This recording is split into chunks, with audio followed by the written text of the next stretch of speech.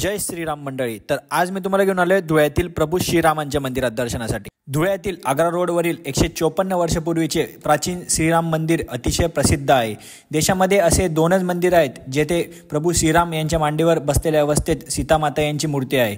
यापैकी एक मंदिर म्हणजे उत्तर प्रदेशातील कांगडा या गावात आहे, तर दुसरे मंदिर धुळ्यातील आग्रा रोड परिसरात आहे। नाशिकमधील गोराराम आणि काळाराम मंदिराच्या कल्पनेनुसार धुळे शहरातील हे मंदिर जणू धुळ्याचे भूषण आहे।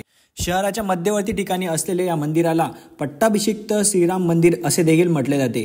पट्टाभिषिक्त म्हणजे श्रीराम आणि रावणाच्या युद्धानंतर म्हणजे लंका विजयानंतर अयोध्येच्या सिंहासनावर राज्याभिषेकासाठी आरूढ असलेल्या प्रसंगाप्रमाणे मूर्तीचे हे अद्वितीय रूप असे मंदिर आहे। या मंदिराची रचना 3 टप्प्यात करण्यात आली आहे। पहिला टप्पा म्हणजे मुख्य प्रवेशद्वार, दुसरा टप्पा म्हणजे भव्य सभा मंडप आणि तिसरा महत्त्वाचा टप्पा म्हणजे गर्भगृह। हे एकूण 16 सुंदर नक्षीकाम असलेल्या खांबावर आणि 16 सुंदर अशा कमानींवर उभे आहे। हे मंदिर म्हणजे वास्तुकलेचा बांधकामाचा एक उत्कृष्ट सादर नमुना आहे।